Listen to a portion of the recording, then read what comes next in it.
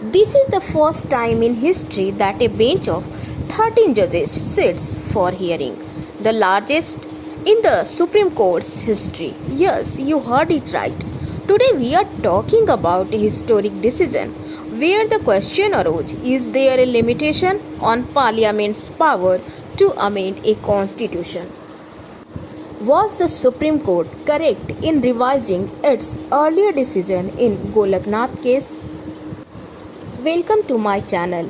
आज हम डिस्कस कर रहे हैं 1973 के एक ऐतिहासिक निर्णय की जिसने आम जन तक अपनी पहुंच बनाई, केशवानंद भारती केस। केशवानंद भारती ने केरल के भूमि सुधार कानून को चुनौती दी। वो एक मठ के मठाधीश थे और जो संस्थान के संपत्ति के प्रबंधन पर प्रतिबंध लगाते थे, जो कानून उन्होंने भारतीय संविधान के अनुच्छेद 32 के तहत याचिका दायर की, जिसमें तर्क दिया गया कि केरल भूमि सुधार अधिनियम ने अनुच्छेद 14, 19, 25 और 26 के अंतर्गत उनके मौलिक अधिकारों का उल्लंघन किया है। Kesavananda Bharati challenged the Kerala government's land reform laws, which placed restrictions on the management of his institution's property.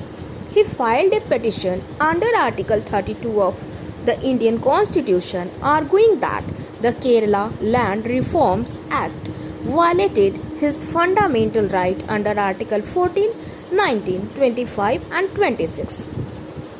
The verdict was decided by 7-6 majority. The court held that while Parliament has the power to amend the constitution, this power does not extend to destroying its basic structure. The court did not explicitly define the basic structure but provided basic structure doctrine. The basic structure was introduced, ensuring that certain essential features of the constitution like democracy, secularism, federalism, judicial review.